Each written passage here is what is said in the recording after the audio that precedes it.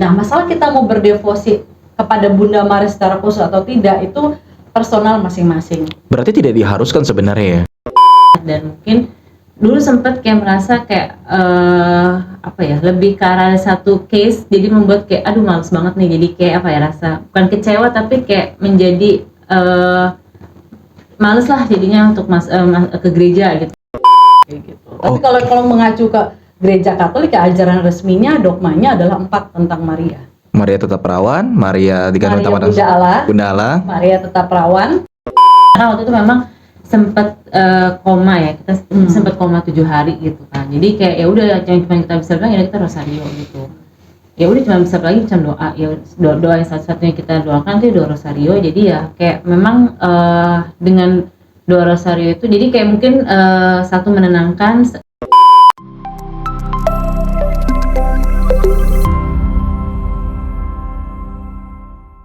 Halo, Shalom Ci Audrey, Vina, apa kabar kalian? Halo. Ya, thank you ya buat udah datang. Dan kebetulan hari ini kan kita mau bahas soal Mariologi ya sebenarnya. Sebenarnya Mariologi bukan sih itu apa kata-katanya atau gimana sih sebenarnya? Ya sharing tentang Maria sih sebenarnya kalau buat aku sih. Oh, sharing tentang Maria, iya. Karena memang banyak banget hari ini kita bisa cerita bahwa sebenarnya orang-orang tuh sebenarnya salah mengartikan Maria. Dan tujuanku adalah pengen ngundang Ci Audrey sendiri sama Vina itu adalah pengen ngelurusin sebenarnya sih orang Katolik itu harusnya mengimani Bunda Maria itu seperti apa sih gitu. Tapi sebelumnya kita kenalan dulu ya. Oke, dari Ci Audrey dulu deh. Kita kenalan dulu Ci Audrey dari mana, latar belakangnya apa, dan sekarang pelayanannya apa. Oke. Nama saya Audrey Sabila, saya berusia akan 35 tahun tahun ini. Oke. Sekarang ibu rumah tangga, ibu baru juga karena baru punya anak yang akan berusia 11 bulan. Oke, beda 3 bulan. Ya kalau untuk segi pekerjaan sih sedang menjadi ibu rumah tangga aja, sudah tidak bekerja. Kalau untuk pelayanan masih di Legio Maria sebagai auxiliar. Itu anggota pasifnya, lalu di ASAK. Oh, Cici ikut di ASAK juga? Ya, bantu-bantu di ASAK, lalu jadi lektor, sama baru aja jadi katekis dari sejak tahun lalu, September tahun lalu. Oke. Ini penasaran ya gue, tapi nanti aku ke sana. Dari Vina sendiri gimana? Kalau aku dari paroki Santo Thomas Rasul, pelayanannya itu kebetulan sekarang baru dipercaya menjadi DPH. Salah satu anggota DPH, lalu kalau untuk pelayanannya bergabung di tim lektor. Oh, di lektor. Sekarang DPH muda-muda ya?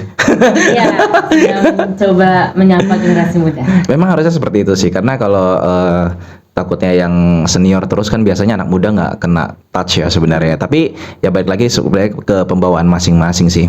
Oke, aku penasaran banget sih Ci, buat Ci Vina dengan tadi sempat jadi lektor ya? Vina lagi Ci Audrey. Nah, kebetulan kita berdua sama-sama lektor. Oke, tadi kan lektor, jadi anggota dari Legio Maria juga dan katekis juga dan dari ASAK. Itu gimana bagi waktunya untuk seorang ibu tapi juga seorang pelayan Tuhan? Sebenarnya saya ikut Legio Maria kan dari SMP kelas 1. Nah, dari Legio Maria itu tuh yang membawa saya tuh ikut pelan-pelan ikutin kegiatan yang kedua itu ASAK gitu ya. Di situ saya jadi waktu itu awalnya tuh jadi guru bahasa Inggris. Jadi gereja kami kebetulan juga di paroki Santo Thomas Rasul tuh bikin kelas belajar. Nah, waktu itu jadi bantu-bantu untuk ngajar bahasa Inggris. Nah, setelah 1 atau 2 tahun membantu jadi guru, habis itu stop, tapi tetap membantu di ASAK, misalkan survei untuk anak-anak yang mau masuk, jadi kita survei ke keluarganya. Nah, habis dari ASAK membawa lagi ada buka pendaftaran lektor, masuk sampai sekarang gitu. Lalu habis itu tahun lalu itu belajar secara online untuk bisa jadi katekis. Nah, bersyukur bisa dilantiknya mungkin di tahun 2022. Bisa jadi katekis, ya udah sampai sekarang. Nah, kalau bagi waktu ketika udah pas mau lahiran itu di Legio Maria jadi auxiliar, itu anggota pasifnya, jadi berdoa. Kalau yang anggota aktifnya kan ada rapat, ada kunjungan, nah agak sulit. Jadi pas sudah mau lahiran memutuskan untuk jadi auxiliar. Kalau lektor itu sempat cuti, nah baru mulai aktif lagi beberapa bulan ini, tapi bilang ke pengurus saya cuma bisa di misalnya tugasnya di hari Sabtu tapi yang misa jam 4, kalau hari Minggu bisanya misa yang jam 11 gitu. Oh, diatur lah ya berarti Diatur. ya. Terus kalau ASAK kebetulan beberapa bulan yang lalu ditanya ini siapa yang bisa ada, misalnya mau penerimaan murid baru siapa yang bisa bantu survei ya, kalau pas bisa bantu ya saya ikut bantu gitu. Terus kalau yang katekis itu misalkan kan ada untuk untuk baptis atau krisma itu kan biasanya ada satu tim, ada beberapa guru, beberapa katekis, jadi ganti-gantian gitu. Misalnya minggu ini siapa, minggu depan siapa. Nah, paling itu kan cuma seminggu sekali ya. Biasanya sih dari jauh-jauh hari itu izin dulu sama suami, maksudnya kayak bisa nggak ngajar. Kalau ngajar mungkin suami yang jaga anak. Kalau misalnya suami pas nggak bisa, mungkin bisa titip ke orang tua atau titip ke mertua gitu. Oh, oke. Nice. Kalau misalnya Vina sendiri kesibukannya apa sekarang? Kesibukannya cuma sebagai karyawan swasta doang sih, kerja. Oh, gitu. Berarti pelayanan masih kepegang penuh lah ya sebenarnya ya. Ya, Nah, kalau misalnya lektor itu biasanya latihannya kapan sih?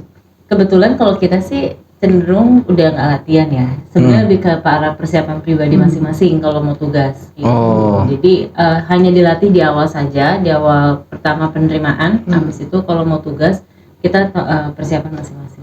Oke. Nah, oke. Sekarang kita lanjut aja deh ke makanannya langsung. Oke.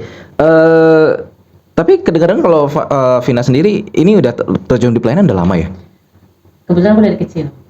Oh. Kecil. Jadi Dari gimana ceritanya? kalau aku boleh, kalau nggak salah sih memang dari kecil mami aku tuh sudah mengikut ngajak aku untuk bina iman. Jadi kita masa dari TK ya, dari TK atau SD itu udah bina iman. Abis itu lanjut, aku pernah ikut THS juga, THS THM. Oke. Setelah itu Miss Dinar. Sebenarnya jejak paling panjang itu adalah di Miss Dinar. Oh ya, karena kan jenjang sekolah kan umurnya kan. Ya, karena dari aku kelas 4 SD sampai 2 SMA. Oke. Dari situ mulai setelah lulus aku akhirnya menjadi mentor Miss Dinar, ditarik menjadi mentor Oke. untuk mendampingi teman-teman yang masih Miss Dinar. Sambil paralel itu waktu itu diminta bantu untuk jadi seksi liturgi. Oh. Seksi liturgi khusus. Setelah itu aku sempat agak vakum gitu karena memang harus kuliah di Depok. Oh, Depok ya. Ngekos, jadi kayak cuma balik Sabtu Minggu. Jadi tapi setelah lulus kuliah, habis itu langsung masuk sempat join Legio juga sebenarnya. Oh, sebetulnya Legio juga. Iya, pertama dari Audrey dulu, habis itu Audrey ngajak ikut Legio, tapi ya itu karena harus kuliah, jadi berhenti. Pas balik akhirnya join lagi sampai sekitar 2 tahun yang lalu lah. Habis itu juga akhirnya memutuskan untuk off dulu. Nah, habis dari itu seksi liturgi, lektor, ya udah habis itu akhirnya sampai sekarang ke aku juga ini sih kemarin pas pandemi ya di 2022 Oke. itu juga gabung ke Komisi Kepemudaan. Komisi Kepemudaan. Oke. Oke, sekarang kita langsung lanjut aja deh ke pengajaran tentang Bunda Maria yang sebenarnya banyak sih sebenarnya hal-hal yang pengen ku tanyain juga secara pribadi, cuman aku pengen nanyain juga secara umum dulu. Sebenarnya kalau Legio Maria itu kita ngapain aja sih? Dan Legio Maria itu sebenarnya apa sih sebenarnya gitu? Oke, kalau Legio Maria itu sebetulnya organisasi. Kalau kita ngomong organisasi itu berarti dia itu ada hierarki. Ada birokrasinya lah ya. Jadi ada organisasi kerasulan awam. Jadi tuh kita tuh perpanjangan tangan pastor paroki. Kita itu mengalami suka duka bersama gereja. Maksudnya gini. Jadi kita kalau kegiatan itu kita tiap minggu itu ada pertemuan. Oke. Kalau dalam mungkin bahasa Inggris sebutnya prayer meeting. Jadi kita pertemuan, awal kita berdoa rosario, lalu kita ada rapat itu kita melaporkan kegiatan kita kunjungan ke siapa yang sudah ditugaskan sebelumnya, lalu kita laporin kita doanya, kita doain nggak yang memang harus diwajibkan kepada kita. Nah, habis itu di tengah-tengahnya ada doa. Setelah doa kapena ataupun Kidung Maria. Setelah itu kita dibagi tugas nih, misalnya minggu depan kita dibagi tugas, misalnya saya sama Vina kunjungan ke oma siapa atau ke orang sakit yang mana, lalu ya udah habis itu ditutup lagi sama doa. Nah, kalau kunjungan itu aku penasaran sih, kalau misalnya kayak kunjungan ke umat awam lah ya, kita nggak bilang orang sakit ataupun panti jompo atau bukan, tapi memang personal kayak anggap kayak aku pernah ngalamin penolakan nggak sih kayak gue nggak ada waktu nih, nggak usah lah gitu dari Legio lu gitu gimana? Oh ya. Sebenarnya sih saya tuh ngalamin penolakan tuh dari kan saya ikut dari SMP, justru penolakan tuh waktu saya SMP SMA. Mungkin kan pertama-tama kalau kita kunjungin tuh biasanya lansia ataupun orang sakit ya. Kalau orang lansia itu misalkan maaf mungkin ini orang tua atau oma opanya ini Katolik, mungkin anak-anaknya ada yang belum Katolik. Jadi ketika kita kunjungan, mungkin mereka nggak kenal kalau kita tuh dari gereja. Oke. Gitu. Jadi kita bilang mau apa? Maaf kita mau kunjungan ke oma siapa gitu. Terus oma nggak ada, tapi ngomongnya dari kita tuh tanpa Iya, gitu. Tapi karena mungkin untung kita dulu masih SMP SMA, jadi kita dapat tugas kunjung kita cuma berdua lihat-lihatan, tapi kita nggak baper. Iya. Kayak, oh ya udah terus kita laporin kita udah kunjungan tapi kita nggak dikasih masuk, katanya omanya lagi nggak ada atau misalnya ada yang juga omanya lagi apa kayak gitu. Ya sudah kita sih nggak, saat itu sih saya ingat banget saya nggak baper gitu sama teman kita, karena kalau baper ya mungkin nggak bertahan sampai sekarang gitu. Justru ketika lama kelamaan misalkan juga ada kita mau mungkin setahun atau 2 tahun 2 tahun lalu sebelum saya jadi anggota PASIF, saya bilang kita mau kunjungan ke oma ini, lalu anaknya bilang sorry oma lagi nggak bisa dikunjungin, padahal kita tahu mungkin ada orang lain yang baru mengunjungi. Jadi di situ kita paham, oh mungkin karena setelah pandemi itu kan orang kita lebih mensortir siapa yang boleh dikunjungin, apalagi soal lansia itu kan dia juga beliau itu kan mungkin lebih sensitif, jadi kita lebih memahami lah. Masih setelah pandemi itu kita memang ada penyesuaian. Jadi kalau kita mau kunjungan kita tanya dulu sebelumnya, bolehkah kita mengunjungi oma tersebut atau orang tersebut. Oh jadi lebih enak dikabari dulu kita gitu ya. Tanya dulu ya. Oke, nah sebenarnya kalau lanjut ini pengen nanya, sebenarnya Bunda Maria menurut gereja Katolik itu atau dogma gereja Katolik itu sebenarnya siapa sih? Kita harus ngimanin dia seperti apa sih sebenarnya? Oke, kalau ngomongin dogma, pertama dogma itu kan ajaran resmi gereja mengenai iman dan moral. Betul. Pertama, kalau mengenai Bunda Maria ada 4 dogma tentang Maria. Ada 4? Ada 4. Wih, banyak juga. Baru tahu nih. Oke. Ya, tapi yang pertama contoh Maria Bunda Allah itu diperingati 1 Januari, itu hari raya. Oke. Hari raya itu berarti seperti misa hari Minggu ya. Mungkin takutnya kalau saya salah mungkin Vina bisa koreksi, karena Vina mungkin paham di liturgi. Lalu ada Maria Tetap Perawan atau Maria Perawan Abadi. Lalu Maria Immaculata, Maria dikandung tanpa noda dosa asal. Lalu juga Maria diangkat ke surga. Maria diangkat ke surga itu diperingati 15 Agustus. Nah biasanya kalau kita tahu banyak nih imam-imam yang ditahbiskan di sekitar tanggal 15 Agustus. Nah kita itu berdekatan dengan hari raya Maria diangkat ke surga atau Maria Assumpta. Kalau Maria Immaculata tuh 8 Desember, itu Maria dikandung tanpa dosa asal. Oke, sebenarnya pengen nanya sih, jadi kepikiran pengen nanya. Sebenarnya kayak Maria Immaculata, Maria dari goa apa, Maria dari mana itu sebenarnya sama nggak sih? Dan apa sih yang membedakan sebenarnya? Kalau misalnya Maria dari goa apa kan masih itu kan merujuk ke penampakan. Oh itu merujuk ke penampakan aslinya. Ya, kalau Lourdes atau Fatima atau yang di Guadalupe, tapi kan penampakan itu tuh harus diakui secara resmi oleh gereja Katolik. Oke. Nah, tapi kan penampakan itu kan harus yang berkali-kali kan, masih kita tahu bahwa gereja kita kan cukup hati-hati dalam menentukan penampakan itu asli atau tidak. Iya. Ya kan? Makanya ada penelitian-penelitian, ada pembuktian-pembuktian. Contoh misalnya kalau ketika waktu ziarah ke Lourdes itu di goanya itu ditulis dalam mungkin bahasa saya lupa, bahasa Latin atau bahasa apa, yang intinya akulah yang dikandung tanpa noda. Oke. Jadi Bunda Maria ketika menampakkan diri itu dia bilang akhirnya akulah yang dikandung tanpa noda, sebetulnya ingin menguatkan dogma yang sudah diresmikan sebelumnya. Jadi kan memang saat itu berarti uskup setempat kok bisa bilang begitu, dan sedangkan mungkin sebelumnya sudah memang dogma itu sudah diresmikan. Jadi itu betul-betul penampakan Bunda Maria kayak gitu. Tapi kalau mengacu ke gereja Katolik, ajaran resminya dogmanya adalah 4 tentang Maria. Maria Tetap Perawan, Maria dikandung tanpa Bunda Allah, Maria Tetap Perawan, Maria dikandung tanpa dosa asal, lalu Maria diangkat ke surga. Oke. Menarik. Ini bisa makin dalam nih. Tapi aku pengen nanya ke Vina dulu sih. Sebenarnya kan Vina pelayanan kan udah cukup lama ya. Katanya dari TK udah katam juga di Katolik gitu ya. Pertanyaannya adalah sebenarnya pernah nggak sih ngerasa bosen dalam pelayanan dan nggak ngerasa lebih enak kan, seharusnya kan jadi orang biasa aja, nggak perlu nambah jadwal untuk ke gereja. Ya. Nah, Vina sendiri mikirnya seperti apa sih?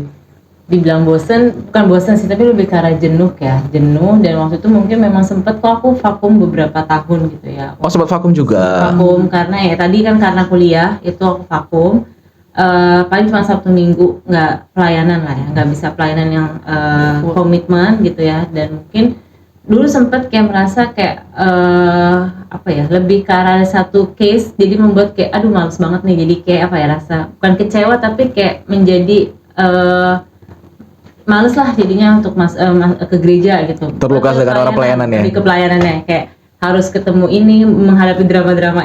Kalau itu kan nggak mungkin lepas dari Betul. konflik dan dinamika yang ada ya. Jadi kayak ya udahlah, mundur sedikit pelan-pelan untuk ya udah kita datang ke gereja aja. Kapan itu kejadiannya? Sekitar berapa ya? 6 tahun yang lalu lah kira-kira. 6 tahun yang lalu, berarti waktu masih kuliah gak sih? Enggak. Kerja. Oh, kerja. Oh, oke. Iya. Berarti memang sebenarnya di pelayanan juga sempat ngerasa jenuh sama orang-orang yang ada di situ gitu. Pernah kepikiran nggak untuk pengen gue pelayanan di gereja lain aja sih?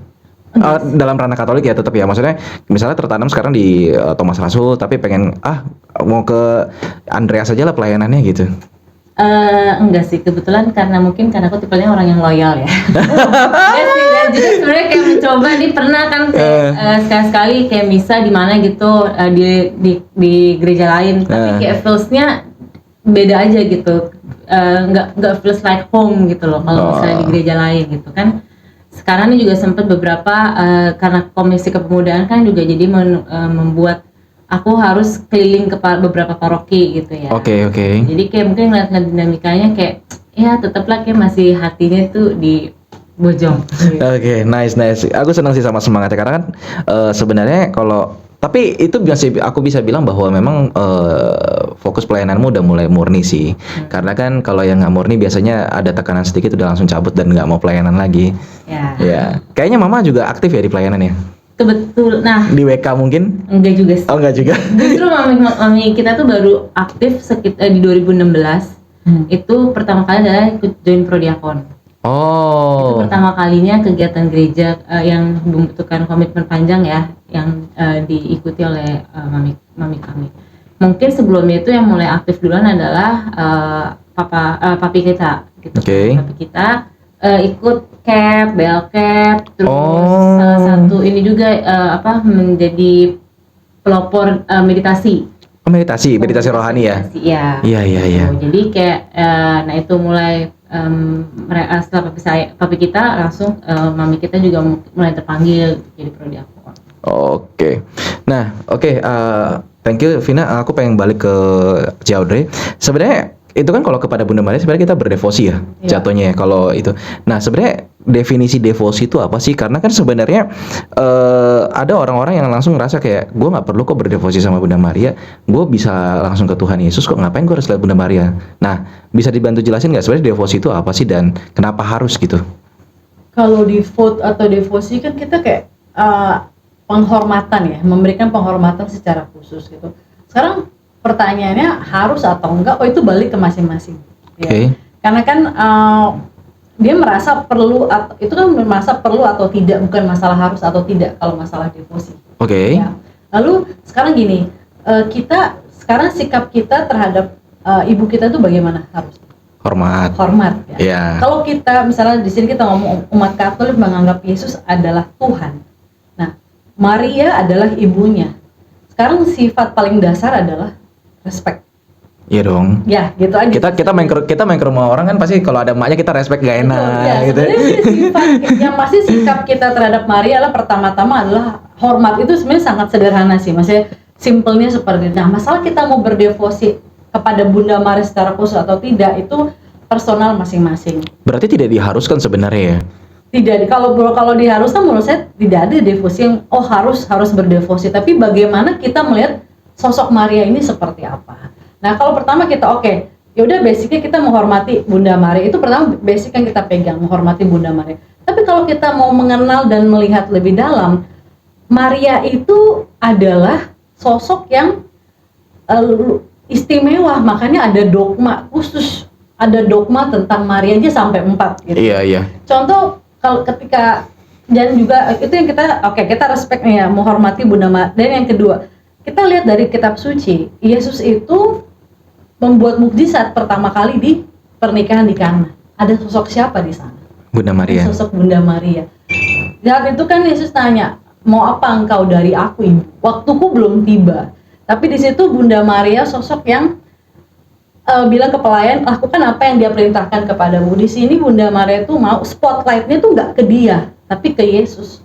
Lakukan apa. Jadi sebetulnya devosi kepada Bunda Maria yang benar itu akan membawa kita semakin mengarah kepada Kristus dan semakin memuliakan Allah. Makanya ada kata-kata per Mariam et Yesus. Apa tuh? Yang melalui Maria itu menuju Yesus. Nah, tapi kan fakta di lapangan sebenarnya nggak banyak lagi, nggak sedikit sih yang kalau udah berdevosi kepada Bunda Maria, biasanya mereka malah melupakan Sang Putra sebenarnya. Nah, itu kan sebenarnya berarti kan sikap kita yang manusiawi kita yang mungkin berdevosi secara tidak benar. Ya. Oh, ada devosi tidak benar juga. Oke, boleh dibantu jelasin gini gimana?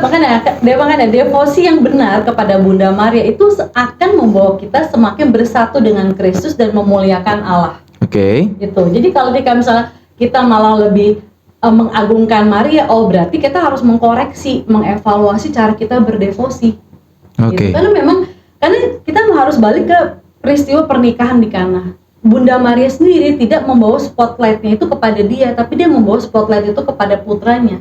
Dia bilang kepada pelayan, lakukan apa yang dia perintahkan kepadamu, semata-mata karena Maria percaya Yesus akan melakukan sesuatu. Kenapa dia percaya? Karena dia mengenal Yesus. Kenapa dia mengenal Yesus? Karena dia yang mengandung dari Roh Kudus itu. Oke. Nah, pertanyaan berikutnya adalah aku pengen nanya ke Vina nih, penasaran karena kan Vina sempat legio bareng si Ci Audrey juga kan. Nah, kalau selama ngikutin dan selama perjalanan rohani itu, Vina sendiri menempatkan Bunda Maria dalam hidup tuh seperti apa dan bagaimana? Sebenarnya sebagai apa ya, teladan, karena sebenarnya kalau ditanya nih sebenarnya ayat favorit atau moto moto hidupnya itu apa? Aku sih mengutip kata-kata Bunda Maria ketika menerima kabar dari malaikat Tuhan. Aku ini hamba Tuhan, terjadilah padaku menurut perkataanmu. Yes. Gitu. Jadi kayak mungkin ya mungkin orang melihat cenderung pasrah sih ya sebenarnya katanya. Tapi kan sebenarnya lebih ke arah bagaimana untuk menyerahkan segalanya pada Tuhan. Gitu. Jadi kayak semuanya sih kayak misalnya kayak waktu itu kerja belum dapet nih, ya udah doa. Karena memang kayak dirunut dari kecil pun kita mulai diajarkan untuk berdevosi novena 3 Salam Maria. Jadi kayak kalau misalnya mau ada apa-apa, kayak misalnya mau ujian gitu ya, kita novena 3 Salam Maria, atau ada peristiwa-peristiwa tertentu dalam keluarga, ayo kita novena bareng kayak gitu kan. Itu yang jadi membuat kayak belajar dari sosok Bunda Maria bagaimana mempersiapkan dirinya dan mengarahkan hatinya sepenuhnya kepada kehendak Tuhan kayak gitu kan. Yang paling berkenan banget sih satu itu adalah ketika juga waktu itu aku entah mengapa ya itu namanya Roh Kudus bekerja, aku mendapat kesempatan menjadi sosok Maria. Oh, iya. Kebetulan Yesusnya juga dari sini nih. Oh, Yesusnya di sini. Oh, yang situ. Jadi, nah itu juga kayak kalau dipikir-pikir tuh kayak aneh banget gitu. Kenapa bisa untuk menjadi mendapat peran itu? Karena pertemuannya tidak disengaja dan secara bakat pun nggak pernah aku dari seumur umur tuh ikut yang namanya tablo atau drama gitu ya. Akhirnya terpilih casting, terus casting pun juga sebenarnya aku udah menghindar gitu kan, tapi tetap akhirnya disuruh ikut casting dan akhirnya terpilih menjadi Bunda Maria. Nah di situ tuh kayak mungkin lebih mendapat kesempatan lagi untuk bisa semakin mendalami sosok Maria sebagai teladan hidup ya. Pernah kepleset nggak? Jadinya lebih ke arah Bunda Maria aja gitu, jadi malas ke Yesusnya gitu. Sementara ini sampai saat ini sih nggak merasa seperti itu ya, karena aku selalu ya intinya ketika di dalam doa ya Bunda pokoknya tolong sampaikan sebagai perantara untuk doa-doa kita gitu kan, dan juga kayak ya udah temanilah kita di dalam perjalanan seperti ya Bunda Maria menemani Yesus di dalam jalan salibnya. Tapi emang gak gampang sih jadi Bunda Maria sih. Kalau kita pernah ikut jalan salib atau aku pernah nonton Passion of the Christ sih, ya itu sebenarnya ketika harus pasrah dengan keadaan anak yang digituin, nggak gampang sih menurutku. Dan untuk meneladani sifat Bunda Maria memang yang paling utama aku melihat adalah ketika seseorang berdevosi kepada Bunda Maria dengan benar, biasanya orang itu akan lebih rendah hati sih. Menurut aku semoga ya. Oke. Tapi aku pengen nanya ke Ci Audrey sih. Sebenarnya kan bisa dibilang Bunda Maria itu adalah santa juga ya. Iya. Nah, ada Santa Maria, ada Santa Cecilia mungkin atau dan sebagainya, para kudus gitu ya. Pertanyaannya adalah apa yang membedakan Santo Santa yang lain dengan Bunda Maria? Oke, kalau Santo Santa itu kan dia mewartakan kabar sukacita, yaitu Yesus. Tapi Maria itu mengandung kabar sukacita. Itu udah perbedaan yang sangat mendasar. Ya, tapi kan ketika mereka sama-sama ada di kerajaan surga, mereka kan sebenarnya sama-sama Santo Santa. Betul, Santa Maria, Iya. Santa Maria doakanlah kami. Iya. Tapi Bunda Maria, Anggaplah kita samakan dengan, aku lagi pengen nyamain dengan Santa Teresa del Calcutta misalnya gitu ya. Oke. Nah, apa bedanya? Karena kan mereka sama-sama Santa juga di sana. oke, di sini berarti kamu melihatnya dari sebagai Santa Maria ya, Iya. Jadi sebagai orang kudusnya. Betul, Bunda Maria adalah orang kudus. Tapi kita juga harus melihat bahwa pertama-tama Maria itu hadir dalam karya penyelamatan Allah. Dia mendapatkan kabar gembira dari malaikat Gabriel. Dia bilang bahwa engkau yang dikaruniai, gitu. Dan dia akan mengandung dari Roh Kudus. Yes. Jadi Maria itu punya tempat yang begitu istimewa sebetulnya. Dan ketika Yesus, dia adalah sosok yang paling mengenal Yesus, paling mengenal putranya. Mukjizat pertama terjadi itu mungkin secara tidak langsung ada peran serta Maria, ada kehadiran Maria di situ, yang dimana itu udah pasti berbeda dengan orang kudus. Orang kudus itu kan tidak ada. Iya, benar. Jadi Maria itu adalah dia yang begitu, mungkin Maria itu adalah murid pertama Yesus.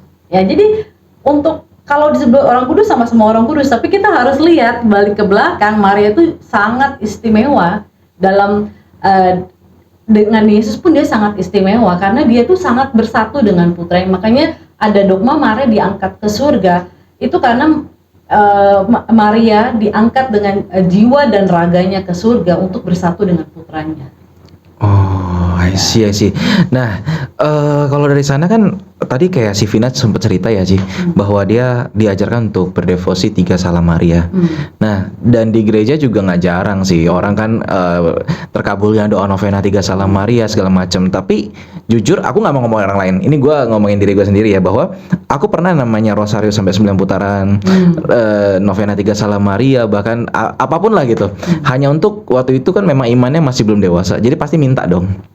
Nah, ada doa beberapa yang tidak dikabulkan. Tapi kita kenal juga ketika pas bulan Rosario biasanya tuh ada tuh WA grup keluarga yang suka ngirimin bahwa kalimat dengan kata orang yang datang kepada Maria tidak akan dikecewakan. Padahal kan sejatinya kalau mau diakui secara nyata kan banyak sebenarnya yang kecewa juga. Nah, gimana Cici melihat hal seperti ini? Dari kamu, ketika dulu doa kamu tidak dikabulkan, apa perasaan kamu? Ketika tidak dikabulkan, sempat kecewa tapi ya udahlah gitu. Sempat kecewa tapi ya udahlah. Udahlah gitu. Sampai sekarang, apakah kamu masih memendam rasa kecewa itu? Kalau memendam rasa kecewa itu sekarang sih lebih ke Tuhan Yesus langsung ya, kecewanya.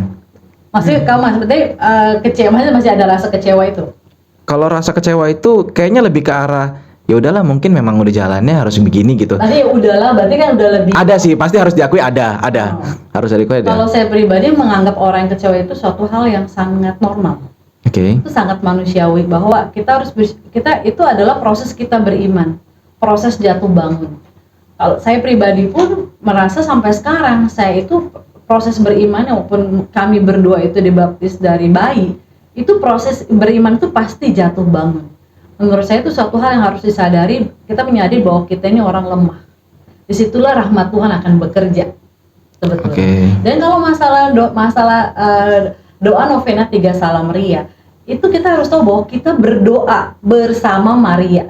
Kita berdoa bersama Maria. Tapi masalah doa dikabulkan atau tidak itu semata-mata adalah hak kehendak Tuhan. Kita tidak boleh lupa bahwa dengan doa yang diajarkan Yesus, doa Bapa kami, jadilah kehendakmu. Itu yang kita harus pegang gitu loh. Nah, kalau kita itu berdoa novena 3 Salam Maria, lalu doa kita tidak dikabulkan, kita kecewa, menurut saya itu wajar. Nah, maka dari itu kita perlu berdoa kepada Bunda Maria. Bunda, kita bilang aja, Bunda saya kecewa, doa saya nggak dikabulkan. Tapi mohon doain saya supaya saya itu tetap memegang teguh iman saya. Tetap beriman, tetap percaya kehendak Tuhan. Karena ketika kita berdoa bersama Maria, kita tidak akan semoga kita mengikuti teladan beliau. Ia rendah hati dan dia itu taat. Dia menganggap dirinya hamba, aku ini hamba Tuhan, dan dia rendah hati. Terjadilah padaku menurut perkataanmu. Semoga kita yang berdoa rosario, yang novena 3 salam Maria, yang kita berdoa bersama, mari kita bisa meneladani dia yang rendah hati dan taat. Bahwa makanya kenapa Maria juga dikenal ada bunda berduka cita. Karena apa? Sepanjang hidupnya dia juga bunda yang berduka cita. Bagaimana ia menurut nubuat Simeon, pedang akan Kelak suatu pedang akan menembus jiwamu sendiri. menembus jiwamu. Bagaimana ketika ia dulu mencari Yesus di bait Allah, lalu Yesus bilang, kenapa engkau mencari aku? Tapi Maria menyimpan itu dalam hatinya. Yes. Lalu ada juga dia harus melihat Yesus itu sengsara, dia wafat dan dia memangku jenazah Yesus yang disebut kalau kita lihat itu patung Pieta. Iya. Maria itu bunda yang juga sebetulnya dalam hidupnya, walaupun dia bunda Allah, dia juga mengalami duka cita itu. Dia tidak lepas loh dari kecewa, dia juga tidak lepas dari rasa sedih, dia nggak lepas dari hal itu semua. Tapi ia taat karena imannya, karena ketaatannya, makanya dia punya tempat yang istimewa. Jadi kalau kita itu berdoa, dan makanya penting juga novena. Sebetulnya novena itu kan awalnya yang penting itu novena besar itu novena Roh Kudus. Novena besar tuh novena Roh Kudus. Oke. Ya, Kenapa? jadi kenapa? Kita pertama-tama ketika novena Roh Kudus itu yang harus kita minta itu adalah datangnya Roh Kudus memenuhi hati, budi dan pikiran kita. Oke. Jadi ketika doa kita tidak dikabulkan, mohonlah doa Bunda Maria mendoakan kita, dan mohonlah Roh Kudus untuk terus mendampingi kita dan menguatkan kita. Oh. Jadi ketika misalnya saya juga baru disadarkan mungkin beberapa tahun yang lalu oleh seorang Romo, saya lupa Romo siapa. Dia bilang ketika orang itu novena Roh Kudus, sebetulnya pertama-tama harus diminta adalah datangnya Roh Kudus. Itu kan yang didoain. Oh. Itu jadi itu ada novena besar, novena pertama, makanya 9 hari, dan di saat itu Maria bersama para rasul menantikan datangnya Roh Kudus. Oh iya, peristiwa kan? sebelum peristiwa Pentakosta itu. Betul. Nah, tandanya apa? Maria bersama-sama kita menantikan datangnya Roh Kudus. Jadi ketika kita mulai kecewa, menurut saya pribadi, kecewa itu sangat manusiawi. Menandakan bahwa kita ini manusia lemah dan butuh rahmat Tuhan. Dan rahmat Tuhan akan bekerja di tengah kelemahan kita. Dan rahmat Tuhan sudah cukup buat kita. Nah, disitulah kita butuh bantuan orang kudus, yaitu Bunda Maria, dan juga butuh bantuan Roh Kudus untuk terus menerangi kita, menguatkan kita supaya kita walaupun kita udah kecewa, ya kita tetap berdoa. Makanya seperti kamu, ya udahlah, tuh tandanya kamu sudah beriman, tandanya yaitu beriman. Ya beriman memang begitu, jatuh bangun gitu loh. Tapi akhirnya kamu bangun, dan jangan lupa ketika kita jatuh bangun, Yesus dulu jatuh 3 kali dan dia bangun. Yes. Nah, menurutku jawaban Ciaudrey ini sangat mind blowing sih ya sebenarnya, dan menanggapinya secara dewasa sih. Tapi aku pengen lihat dari pandangan Vina. Kalau Vina sendiri pernah ngerasain nggak tertolak juga seperti aku? Ada doa yang tidak dijawab, dan gimana cara menanggapinya? Dibilang doa tidak terjawab pasti ada lah ya. Mungkin sekarang pun juga merasa kayak ya ampun, kenapa nih sekarang, kayak ya mungkin sekarang dari segi usia lah ya. Aku udah usia 30 something, tapi kok kayaknya masih jauh nih ya perjalanan jodoh saya dan gitu ya. Terus kayak melihat orang-orang, saya melihat seumuran aku yang kayak mungkin udah punya anak 1, udah punya 2, anak 3 gitu ya. Terus kan juga pasti berpikir juga kayak kita semua udah memberikan ke semua, ikut pelayanan, rajin dan segala macam, tapi kok ada sesuatu yang masih missing nih di dalam kehidupan kayak gitu kan. Ya itu pun sebenarnya kalau mau kecewa pasti juga ya pasti ada, dan udah lama lah gitu kan. Pun juga aku juga sebelumnya pernah merasakan adanya suatu masalah di mana kayak Tuhan aneh banget nih gitu kan. Iya, aku juga ngerasain. Okay. Aku pernah ada dalam tahap untuk sudah merencanakan pernikahan tapi ternyata nggak jadi gitu. Iya. Di situ pun juga sebenarnya aku juga bergejolak tuh kayak, kenapa nih kok semuanya udah kayaknya udah aman-aman aja, kayak udah lancar-lancar aja gitu ya. Tapi ketika aku hening gitu ya, sambil pikir-pikir aku ingat ini sebenarnya jawaban dari Tuhan gitu kan. Karena aku ingat dalam waktu persiapan itu ada novena Roh Kudus. Aku ikut novena Roh Kudus. Di situ tuh aku lagi bisa di katedral, novena di katedral, dan aku lihat misalnya kayak Tuhan, aku udah mau serius nih. Kalau memang ini kehendak Tuhan, lancarkanlah. Tapi kalau memang ini bukan kehendak Tuhan, tunjukkanlah Oke. yang terbaik gitu ya, tunjukkan jalan, ya udah ya selesaikanlah gitu kan, jangan sampai nanti tidak sesuai dengan kehendakmu. Ya udah, setelah novena itu sebulan kemudian ya semuanya jadinya terjadi gitu kan, Tuhan menunjukkan jalannya. Walaupun di awal itu sebenarnya tidak dapat diterima ya, tapi mungkin ya ini adalah yang terbaik gitu kan. Jadi sebenarnya menurut aku dalam prinsipku mungkin bukan Tuhan tidak menjawab dan bukan Tuhan tidak mengabulkan, tapi Tuhan belum mengabulkan. Oke. Belum saatnya untuk menjawab doa itu. Jadi lebih ke berserah gitu ya, bahwa udah terserah Tuhan rencananya apa gitu Ya ya. kembali ya itu kan terjadilah pada aku menurut kehendakmu gitu ya. Cuma ya sebagai manusia biasa gitu ya juga pasti kan kayak ya sedih lah, misalnya kayak kenapa Oke. nih, kayak pasti ada pamrihnya lah, kok gue udah sebaik nih semuanya tapi kok terjadi nih sama gue nih saat ini gitu kan. Tapi ya kalau aku sih udah kayak gitu kan, oh berarti aku pamrih selama ini kalau pelayanan kayak gitu. Tapi udah ya itu dalam proses doa itu pun aku akhirnya sadar sebenarnya ya ini kan lu yang minta gitu kan, kayak Tuhan tunjukkanlah jalan terbaik, kalau emang ini yang terbaik lancarkanlah, kalau memang tidak terbaik ya sudah gitu kan, selesaikanlah. Ya ternyata selesai gitu kan, kayak gitu. Oke. Dari tadi kan kita bilang cerita-cerita yang nggak enak. Nah sekarang aku pengen nanya yang enak-enak aja sekarang. Nah, apa peristiwa yang membuat seorang Vina itu bisa jatuh cinta sama Rosario? Sampai sekarang masih Rosario kan? Masih. Oke, nah apa yang membuat seorang Vina ini bisa jatuh cinta sama Rosario? Ada kesaksian apa yang bisa dibagi? Aku rutin Rosario itu adalah pada saat Prapaskah di 2015, di mana yaitu aku ingin menjalankan peran Maria. Oke. 2015 tuh. Iya, sebenarnya tuh sebelumnya tuh aku nggak serutin itu untuk Rosario, paling ketika lagi Legio atau misalnya kayak memang dapat tugas harian gitu ya. Waktu Prapaskah sama ngapa, aku merasa itu, aduh gue nggak mampu nih, tablo nggak pernah, drama nggak pernah, tapi kenapa jadi sosok Maria yang dibawain gitu kan, kayak wah apa ya gitu kan. Ya udah aku coba deh membangun Rosario nih setiap pagi gitu. Rosario mencoba di dalam di dalam Rosario itu mencoba kayak mencoba Bunda Maria untuk kayak boleh nggak nih kalau misalnya melalui Rosario ini gue juga belajar mengenal Bunda Maria, belajar untuk mendalami peristiwa hidupnya Bunda Maria yang dijalankan. Karena kan waktu itu niatannya mau buat tablo gitu, siapa untuk menghayati peran lah ya.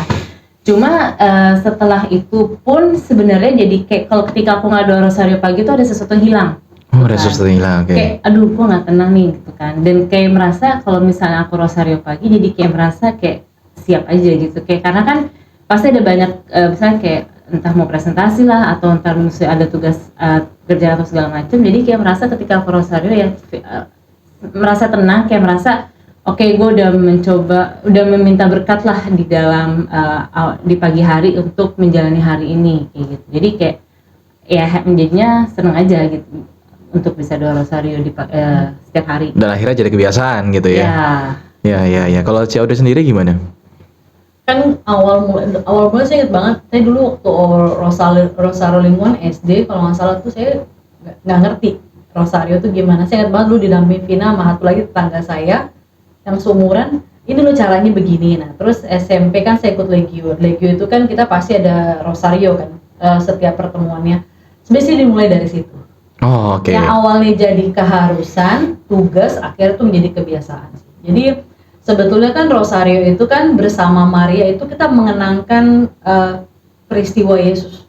Yes. Kisah dia dari hidup, dari dia kabar sukacita, dia lahir, dia berkarya, dia wafat, dia sengsara, wafat, dia bangkit, lalu dia naik ke surga. Jadi sebetulnya dia bersama Maria itu kita menjalani, dan itu ada peristiwa gembira, sedih, mulia, terang. Jadi sebetulnya Rosario itu menemani kita dalam suka dan duka. Oke. Jadi ketika itu ya dan saya sebenarnya tipe orang yang doa tuh cepet sebenarnya dibanding semua. Salam ada program tuh ya suruh. Nah tapi ketika misalnya kan, tapi lama-lama ketika waktu itu kalau misalnya kita rapat Legio ada kunjungan dari yang anggota senior datang. Saya ingat banget kelompok saya kan waktu itu masih yang remaja lah ya. Itu tegur, kalian tuh doa cepet banget. Mungkin mereka dia juga kaget gitu. Iya. Pelan-pelan doa jadi lebih pelan. Karena apa? Ketika kita doa lebih pelan, kita lebih menghayati.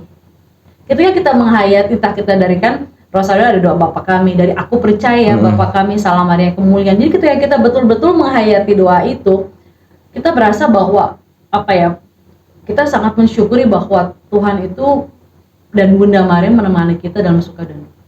Itu sih. Sih. Nah, kalau peristiwa pribadi langsung yang ngerasain ditolong sama Rosario, pernah nggak? Yang pasti ketika Rosario itu ya dalam semua kondisi ya, terutama yang waktu itu saya lahiran juga saya tanya dokter, saya lahiran boleh pegang Rosario nggak? Terus dokter mikir ya udah nggak apa-apa, bawa aja gitu. Ya, bawa. Tapi sebenarnya ada satu peristiwa bagaimana Bunda Maria itu mendampingi saya. Jadi ketika saya hamil, suami saya suka doain doa Salam Maria di perut gitu ya. Ketika anak saya lupa 3 atau 4 bulan, itu tiba-tiba malam hari di perjalanan dia tuh nangis nggak jelas. Oh ya. Saya nggak ngerti apa dia mau nyusu nggak mau nyusu, pampers juga kering, nggak jelas. Tapi saya juga bingung, waktu itu perjalanan saya masih dari cukup jauh sih, saya dari daerah BSD gitu ke tempat tujuan tuh masih sekitar 15 menit. Saya juga bingung gimana gitu. Kata anak suami saya, dia udah jadi dia ditenangin cukup udah 10 menit kok nggak mau gitu. Akhirnya saya coba gendong, saya coba aja doa Salam Maria. Saya selalu Salam Maria terus. Sampai di Salam Maria ketiga atau keempat dia anak itu tenang sampai tempat tujuan. Akhirnya dia udah nggak nangis gitu loh.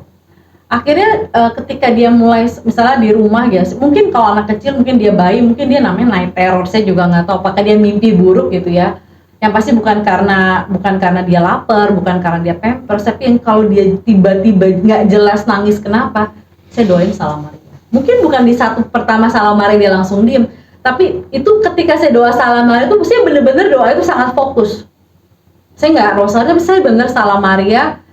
Ya udah, dan itu anak itu perlahan-lahan akan tenang. Mungkin dia mengenali dari suara suami saya ketika dia masih dalam kandungan. Iya. Kan ketika anak itu dia keluar di dunia kan dia beradaptasi. Mungkin doa itu adalah doa yang dia ingat. Dan yang bikin dia tenang betul, gitu. Itu yang bikin dia tenang. Jadi saya ketika misalkan setelah kejadian itu, waktu saya ingat banget saya di gereja, saya lagi misa di Alam Sutra, saya ada di Patung Maria, saya cuma lihat Bunda Maria, saya cuma nangis. Saya cuma mau bilang gila, maksudnya thank you banget udah nemenin. Makanya jujur sebenarnya saya ketika saya datang ke podcast ini, pertama-tama tuh bukan karena saya merasa saya tahu tentang Maria atau dogma Maria, tapi semata-mata karena saya ingin sharing bahwa bagaimana Bunda Maria itu menemani saya dan suami saya, dan juga mendampingi bayi saya, menemani kami. Dan saya percaya itu adalah ya Tuhan menyertai kami kan lewat siapa? Lewat Bunda Maria ataupun lewat perantara santo-santa yang lain gitu ya. Itu sih sebetulnya. Nah, kalau Vinda sendiri punya pengalaman kayak gini? Sebenarnya kalau secara spesifik sih belum kepikiran. Ya enggak dong. Tapi kayaknya aku merasa ini dengan dengan Rosario gitu, dengan Salam Maria sih aku merasa lebih kayak tenang, lebih bisa kayak lebih lebih siap menjalani kehidupan di pagi hari gitu ya. Kayak terus juga misalnya karena banyak momen keluarga ketika misalnya waktu itu papi kita sakit gitu ya di ICU misalnya, dan juga waktu itu ketika meninggal gitu ya, itu tuh kayak sesuatu yang menjadi kayak kekuatan aja ketika kita doa Rosario bareng kayak gitu kan. Jadinya kayak membuat kita jadi lebih kayak tenang, kayak ya udah lebih muncul semangat lagi untuk berharap lah gitu kan. Karena kan waktu itu memang sempat koma ya, kita sempat koma 7 hari gitu kan. Jadi kayak ya udah yang cuma kita bisa bilang ya kita Rosario gitu. Ya udah cuma bisa lagi macam doa, ya doa yang satu-satunya kita doakan itu doa Rosario. Jadi ya kayak memang dengan doa Rosario itu jadi kayak mungkin satu menenangkan, dua jadi sumber pengharapan dan kekuatan sih sebenarnya buat aku. Oke. Ya, dengan kedatangan kalian juga aku sangat terberkati sih, karena dari tadi kalian cerita sebenarnya aku ke rewind semua sih bahwa peristiwa-peristiwa di mana Rosario menemani aku juga sih. Ya, bisa dibilang sekarang ini lagi nggak pengen dan males banget tuh Rosario sih, karena bagi aku kayak kan bisa langsung ke Yesus gitu. Walaupun itu sebenarnya pembelaan sih. Ke Yesus pun nggak setiap hari kok sebenarnya gitu ya kan. Karena mungkin life ya, that's life gitu. Tapi dengan kedatangan kalian saya jujur merasa sangat terberkati. Oke lah, kita dari tadi mungkin kayaknya cuma 10-20% ngomongin Mariologi, tapi kita dari tadi ngomongin tentang pengalaman kita pribadi dengan Maria, dan itu aku yakin kalau ini memberkati aku pasti memberkati juga teman-teman yang nonton sih. Ya gitu sih. thank you dan udah nggak ada lagi yang pengen gue tanyain. Nah, kalau misalnya ada yang pengen di sharing sih aku welcome banget sih. Ada lagi nggak mau sharing mungkin? Aku cuma mau bilang gini, kalau kita berdevosi kepada Bunda Maria yang secara yang benar, itu akan membawa kita semakin bersatu dengan Kristus dan memuliakan Allah. Karena Maria setelah ia mengunjungi Elizabeth itu ada namanya Kidung Maria yang menjadi Yes. doa Catena, doa Legio Maria setiap hari yang Lukas 2 kalau nggak salah. Ya, doa harus didoakan setiap hari oleh anggota Legio. Itu mengingatkan kita bahwa Maria itu memuliakan Allah dengan jiwa dan raganya. Jadi kalau kita berdevosi yang benar kepada Bunda Maria, itu akan membawa kita semakin bersatu dengan Kristus dan memuliakan Allah dengan semua yang ada dalam diri kita. Oke. Thank you Ci Audrey, thank you Vina udah datang, thank you udah mau sharing-sharing. Sekarang aku mau tutup. Semoga apa yang kita bicarakan ini memberkati banyak orang. Thank you buat waktunya. Oke, kalau gitu kita closing aja ya. Oke, teman-teman, sampai jumpa di video berikutnya. Kalau ada teman-teman yang pengen nanya ataupun pengen menghadirkan narasumber lain, pengen bahas apa, langsung aja komen. Jangan lupa like juga, share dan subscribe channel YouTube gua. Oke, bye bye, sampai jumpa di podcast berikutnya. God bless everyone.